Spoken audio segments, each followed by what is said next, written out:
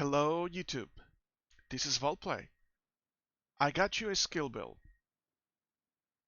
I would like to spend the first couple of minutes explaining what it is, why I think it's so strong, and then showcase it doing a mission. I'll try to be brief, and I'll tell you what it is. Okay, so specialization, technician. Technician for all the bonuses that you get for a skill, and also because of the skill tier that you get. You don't have to spec everything into skill tier because you have an extra one from here. So let's talk about the very first weapon. This is the main weapon. This is the one that decides what this build, basically, to me, is what's going to do. If you take a look at the talents, it comes with capacitance, which, when you read the description, it tells you that it will give you a lot of bonuses for skill, but also for every skill tier that you have, it will also give you bonuses on weapon damage.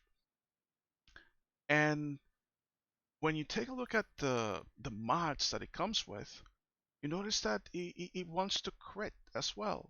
You have some crit chance and some crit damage in here. So what I'm trying to do with this build is to maximize all of the strengths and minimizing all the weaknesses. So when I saw all these things, I decided to put together a build that retains the core strength of a skill build, but squeezing in as much crit chance and crit damage as I could. So that's the basics of it. What puts it together is the gun, the Memento backpack, and the three-piece Empress International set. So also the secondary and the sidearm also are very strong. Everything is god rolled finally on this build. It's a long time coming, this video. Anyway, we have the capacitor, god roll. Then on the first three gears, we have the mask, Empress International. As you see, the main core value is always going to be skill damage, and then crit. Skill damage and crit everywhere. For the chest piece, same thing. For the talent, I decided to go with kinetic momentum. Pound per pound, guys, I think that this one is the one that will give you the most damage and the most survivability. I do know that if you were to go with that other talent, what's it called, glass cannon, I do know that you get more damage out of it, but you trade off a lot of survivability for it. And with this weapon, with this setup, you want to be shooting as much as possible. So you want to be sticking your head out, exposing yourself to potentially get shot. So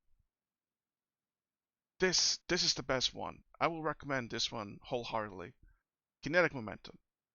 The holster, it makes the three-piece Empress International. It brings it all together. More crit chance, more crit damage, just more crit and skill damage. Now, let's talk a little bit about the gloves and the knee pads. Now, the gloves is Wyvern is pretty straightforward. You get more skill damage out of it on just one piece. So we get 20% skill damage on just this one piece, and then more crit chance. And then the knee pads. The knee pads is Sheska. I'll explain to you why Sheska and not anything else. I want to first talk to you about Memento and skill efficiency. Skill efficiency is it is a one-to-one direct comparison with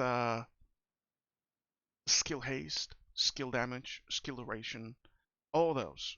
So if you were to have on the Memento backpack with full stacks, 30 stacks, you'll be running around with 30% skill efficiency. As you notice, everywhere in my gear, there is no skill haste attributes. It is only skill damage. See that? No skill haste. Well, this is how I get my skill haste. I get it from the backpack, and I get it from the 3-piece Empress International. So I'm running around with 40% skill efficiency at full stacks. But the Memento backpack does way more than just that, because he also gives me some armor, that's survivability, gives me weapon damage, a skill tier, and on the short term, the 10-second buffs, I'm pretty sure you understand how big the Memento backpack is on hybrid builds. So I'll let you read the rest of the descriptions, but this one gives you a lot of bonuses for what we're trying to do on the skill damage and on the weapon damage side. So that one makes it. Now, why the knee pads? Why am I not putting in some Hana U in here? Why this? Well, you see, Hana U, the first bonus gives you skill haste. The second bonus is what gives you skill damage, right? But we can't fit 2 pieces of it, only 1 piece. And we don't want the 10% skill haste when, well, for one, it is not optimized. You can get 12% skill haste if you were to roll it yourself. So the way I see it, it is not min-maxed. You see where I'm going? And right now what we're trying to do is min-max the build. And this is where Sheska comes in. Because you have crit chance and you have crit damage. Sheska gives you 10% crit chance, and you can get 15% crit damage from Grupo Sombra, right? Those are the 2 options for getting more crit on just 1 piece. And in Warfare's to the level of importance, crit chance, it is twice as valuable as crit damage, pound per pound. So if you have 1 crit chance, you should have 2% crit damage. What I mean by this is when you're rolling crit damage, you can roll up to a maximum of 12%, right? And when you're rolling crit chance, you can only get 6%. You see that 2-to-1 ratio? So Sheska gives you 10%. I think that Grupo Sombra should give you 20% in order to give you that 2-to-1 comparison. But it doesn't. He only gives you 15%, right? Where's that at? I'll showcase it. Maybe it's in my gloves. Grupo Sombra, where are you? Here it is. Look. The first piece, 1 piece brand set is only 15%. So, if we're trying to min-max this build, Sheska is the way to go for crit. Anyway, what does this mean? This means that this weapon is going to be having 60% crit chance. It's like 60% on the dot.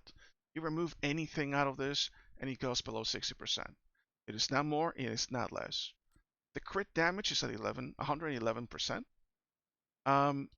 But you also need to know that this one is rolling around with 7.5% weapon damage as well for every skill tier. So whenever you shoot this, you're going to be, since we have skill tier 6 on this build, what is that, 45% extra weapon damage? You will see what it can do in just a moment. But our bullets hit hard, and our skills are also going to hit hard. All around, it's a very strong build, and I've been running a skill build for a very long time, and my pet peeve was always whenever you try and take those disruptors, those pulses that all of a sudden disable your skills. That's when you are the weakest. And running this build, it really does make me feel that I can actually just stand my ground and be able to surpass whatever obstacle I have until I can get my skills again, so I can keep on fighting. And the very last thing that you need to know about the backpack is that it gives me health, not health, armor. It gives me armor regen. So this build, basically, you could go with pistol only, and you can still make it. You can still make it through just fine. Now, on the minor attributes for the pistol and my Classic M1A, I'm going with damage to targets out of cover. We tested this. This seems to be the most powerful, the one that gives you the most damage. Of course, it's situational. You need to make sure that the enemy is out of cover when you're landing your damage. But when you do that, it does the most damage. For my skills, I'm going for the drone and I'm going with a turret. Those are the ones that go very well with the chest talent of kinetic momentum. This guy right here. On our mods, we have duration, we have health, and we have damage. We're still looking for that god roll on the damage. And for the turret, we're rolling health, damage, and skill haste. Now, if you take a look at the skill cooldowns, we have 19.5 seconds on the turret, 19.5 seconds on the striker drone. However, when we have full stacks with our backpack, this will go down to about 4 seconds. So the 40% skill efficiency from the Empress International and the backpack all working together is about 4.5 seconds. I'm going to be running this build, showcasing the map that I'm going to be doing it. I do roll with all the directives on, so it can do that. It can also do legendary. Excuse me. My lunch. It can also do legendary content as well, but for the testing, just to showcase you what this can do, just go with this Lincoln Memorial on heroic with all of the directives, and that's it. If you'd like to stick around, see what it can do, be my guest. Otherwise, thank you for watching. So, guys, I'm so nervous. I usually don't do videos like this, and I feel so on the spot. I stream most of the time. I stream on Twitch, and I don't have to worry about this, whether I get a word wrong or not. So I should feel way more relaxed than this. There's gonna be no edits also, because of course, I'm not a YouTuber. So this is all raw. It's all raw, baby. So let's show you what this can do.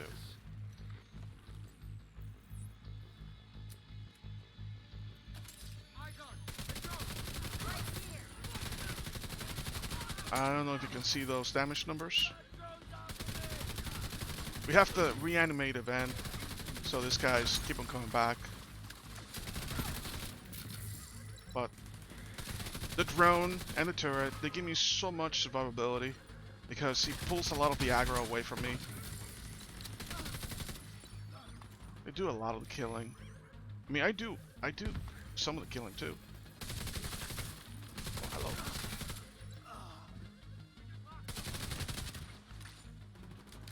I know there's somebody on the... There we go.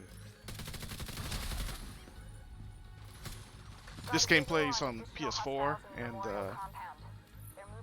the reason I say that is because if you see potato aim, it's because I'm using a controller.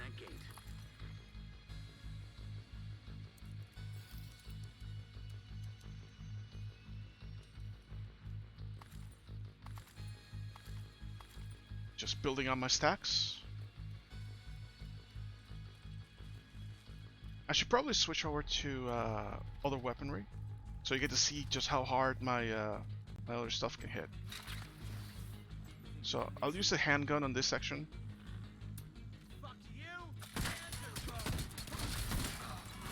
The reason why he's doing 1.6 million damage is because of the event. It doesn't do as much. It does more like around close to 1 million damage. The reason why we're doing so much more is because of the reanimation event.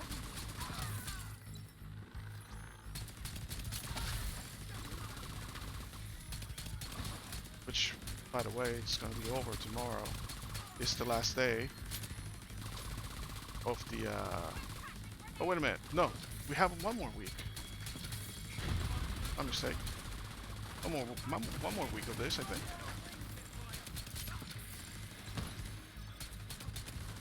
The thing with a handgun is that he has a drop-off damage. The range is quite limited, before it starts to do a lot less damage.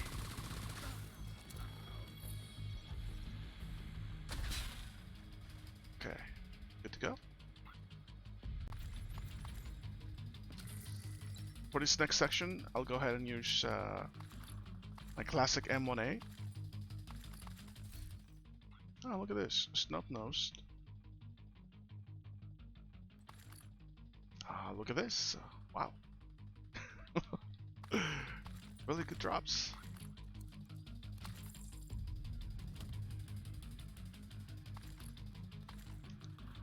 That usually does not happen.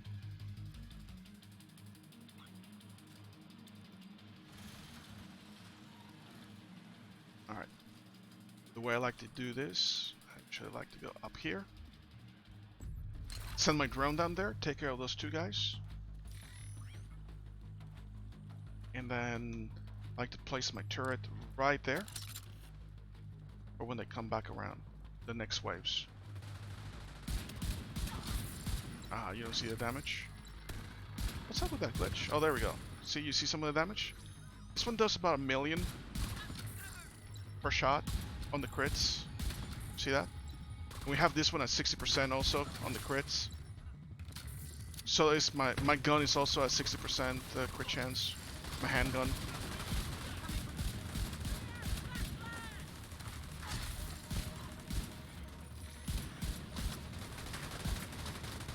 Now, whoever you want to kill, you need to always give... See, like, it's targeting the turret. I don't want that. I have to give him another target. My skills, sometimes they target random people that they cannot even shoot. So you have to be on them all the time in order to be efficient. Give them a target that they have a line of sight on.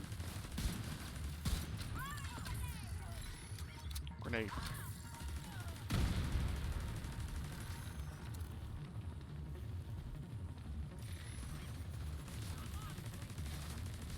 Okay. Now, whenever you're flushing someone... Oh, what was that? There we go, headshot.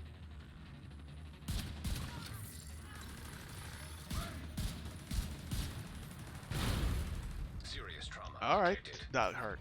That hurt. But usually he only hits me just that one time. From this point, you can just melt the guy. My skills just melt him. And I don't even have to, like, heal. I mean, look at my regen rate. Look at that. I'm already over half health. Or armor. I actually don't even heal.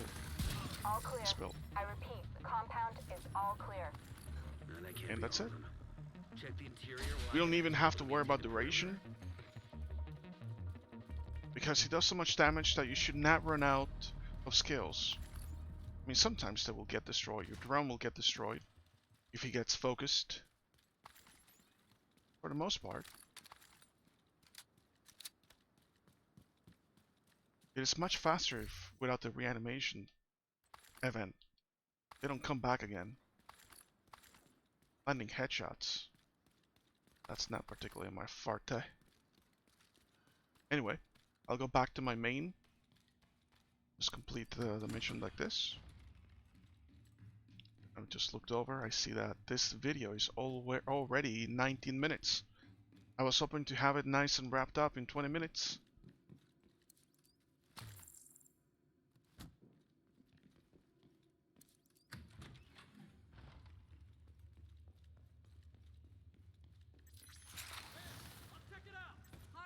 We have a clan, and a lot of my teammates, a lot of my high-ranking teammates, they run this build. They love this build.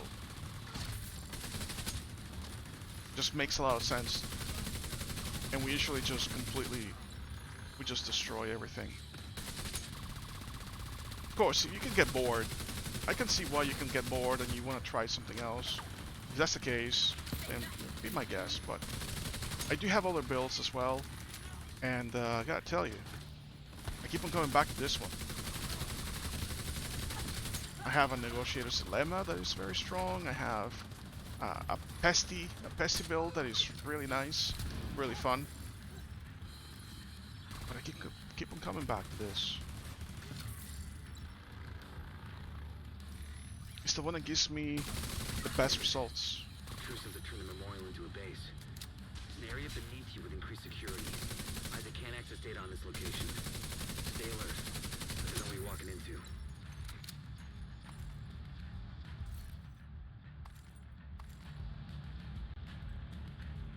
Yes, I'm one of those guys that looks at the loot first, decides what to do with it, and then move on. So when I clear it, it all gets cleared immediately.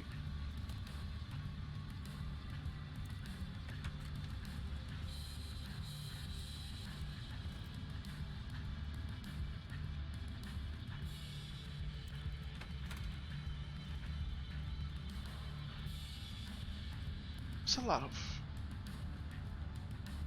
There's a very long section where you don't fire, you don't shoot anything. I think it's a missed opportunity.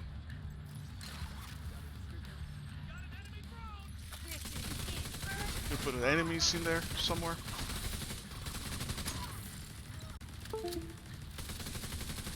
Uh-oh. I lost one of my modders. Don't you worry. Oh, we have a big guy. Oh god!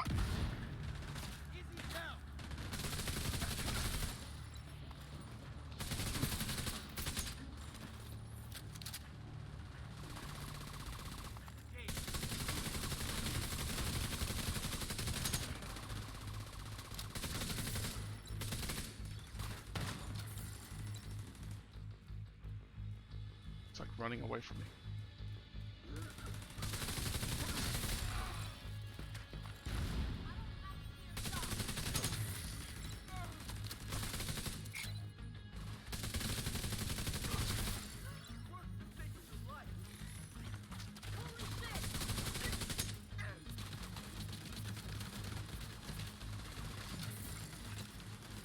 Think we're done?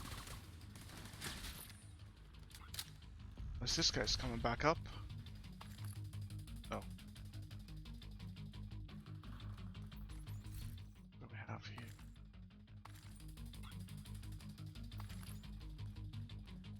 So it's a full reset. Our skills are ready to go. Now we're full stacks already. Look at where my skill haste is now. Remember it was like 20 seconds before? But now we're at 60.5 and 50.5. This should have been 21 seconds. I don't know why it was measuring 19 something. This should be 21 seconds and this should be about 20.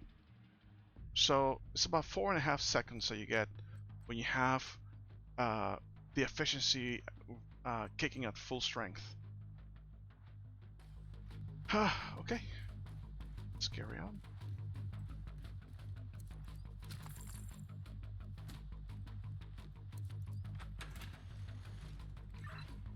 According to the schematics Isaac pulled upstairs, we can lock that tunnel door from their control center. That should keep them from being able to transport those mortars loaded with DC-62. Why did I pick it up? Oh, I put a wrench in the whole thing. I only have one skill. Oh no, what am I gonna do?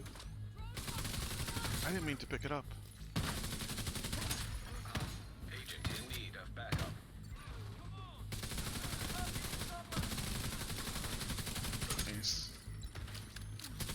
It's not the end of the world. I can still make it.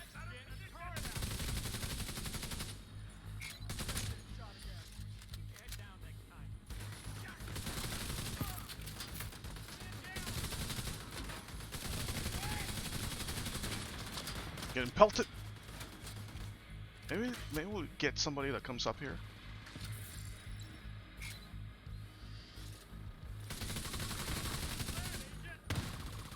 Ah, there he is. That's the owner of that machine gun.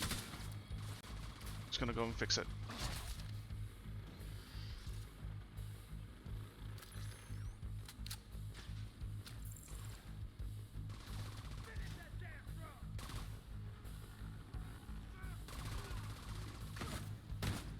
Uh-oh.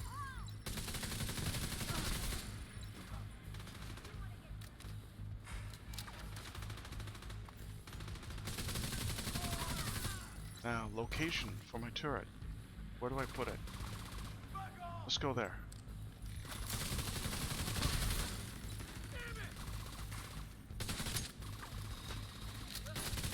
It's a bad location.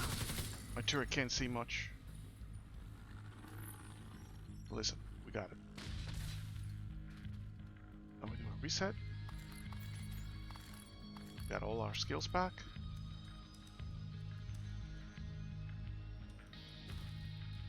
And we're in the home stretch. Are you liking the build? That should keep them from getting more of those mortars. You think close to the tunnel is smart? Fuck you. You slot yourself in with us. I'll make sure you rot. My clan has said, dude, we've seen Reddit, we looked at YouTube, and there isn't a build like yours. Nobody has made it like yours yet. For whatever reason, that makes no sense to me. Seems very... It makes a lot of sense to me. It's like, that can't be it. There's gotta be someone out there.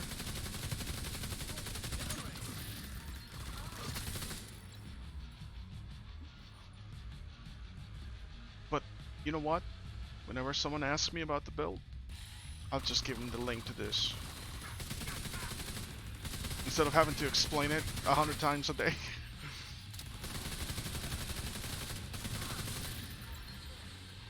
This way. It's out there.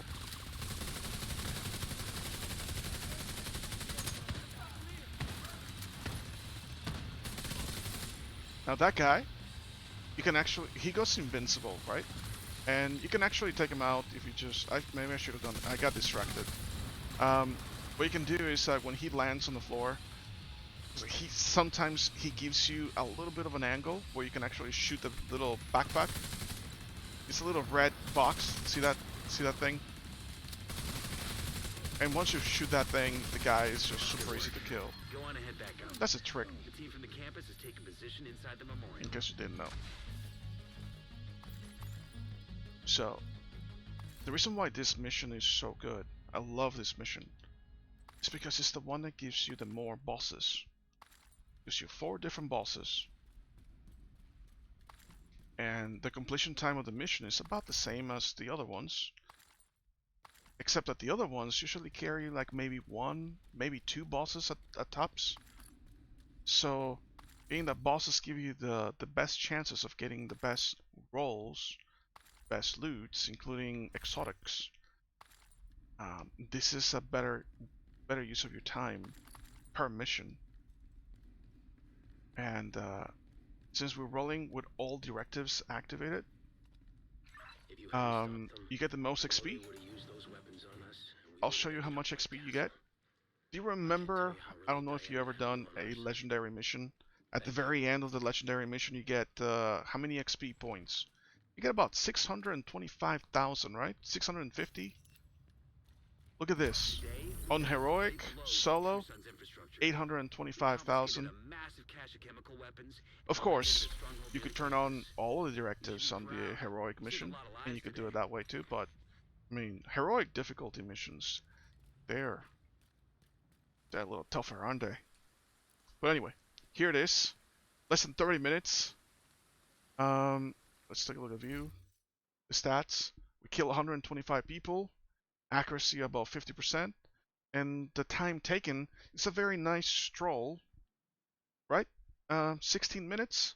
If you really are rushing this mission and we didn't have the event on, that makes them, wake up and fight again, we could do this mission in like around 10 minutes. So it's very fast, very efficient, and very manageable. The survivability again, it's really good. Look, all the garbage that we picked up, we can just clear it. There we go, all gone. Well, thank you guys. Thank you very much for watching all the way to the end. I don't do videos like this, like I said. If you like to catch me, you're more than welcome. I stream on Twitch. I do play other games besides this, but this is one of the games that I have a lot of time investment into. As you get to see, my shade level is 2,600, so you can just imagine how much time I got into the game. So thank you for watching. I'll see you all next time. Ciao.